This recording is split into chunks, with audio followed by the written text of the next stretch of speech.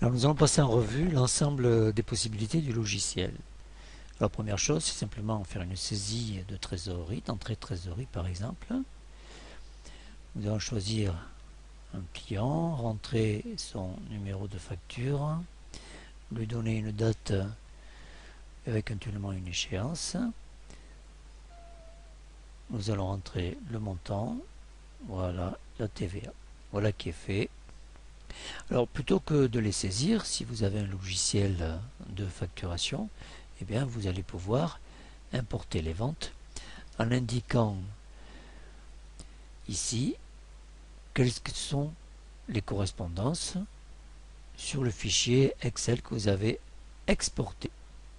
Vous allez chercher donc le fichier en question et voilà, vous avez importé vos écritures que vous pouvez éventuellement consulter et compléter en matière de comptabilité ou alors leur indiquer une échéance qui est actuellement celle-ci.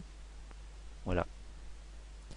Alors, les possibilités que vous avez sur le logiciel, ce sont, vu que les données à un certain moment s'accumulent, c'est de filtrer uniquement les ventes, les achats, les charges fixes et charges variables, leur résultat ou tout affiché. Que par exemple, je consulte les ventes et je veux un client particulier. Ici, par exemple, j'ai l'agence Pen. Je vais demander, filtrer sur l'agence Pen, demander les soldés et les non soldés. Si nous voulons consulter les chiffres d'affaires faits avec les clients, dans un premier temps au niveau des paramètres, vous avez les clients et vous avez ici le chiffre d'affaires cumulé et le solde actuel. Donc immédiatement, vous avez une lecture directe. Sinon, vous pouvez également demander l'impression de l'état des échéances qui va vous permettre de savoir où vous en êtes relativement aux échéances non payées qui sont en retard, avec des jours restants et des jours de retard éventuellement. Et ceci pour chacune des catégories. Concernant la lecture de la trésorerie, elle se fait ici directement, donc au niveau des soldes. Et vous pouvez très bien demander pour un mois en particulier s'il va y avoir une alerte découvert. Donc il nous le dit ici.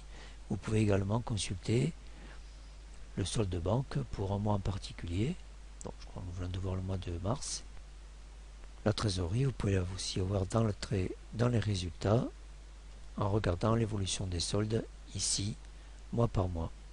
Alors nous avons ici, puisque nous y sommes, nous allons consulter ici le chiffre d'affaires réalisé, le chiffre d'affaires cumulé par mois, et quelle est la rentabilité mois par mois de notre affaire, compte tenu des entrées, enfin compte tenu des facturations de vente et des facturations d'achat.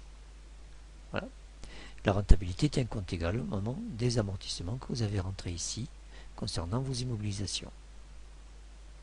Vous avez également la possibilité d'estimer la TVA. Donc vous mettez ici sur TVA sur les débits, vous avez le choix entre encaissement et débit, vous demandez débit, et vous avez ici pour chacun des mois quelle est la TVA à payer.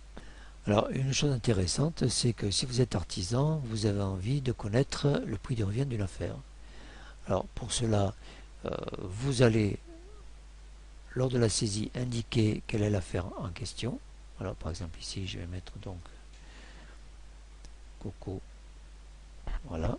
Et je vais derrière également pour, ça c'est la facturation, donc, et je vais mettre également les charges qui sont inhérents à cette affaire. Et par exemple ici, du petit outillage que j'ai mis également en tant qu'affaire. Voilà. Et j'ai plus qu'à consulter ici Coco.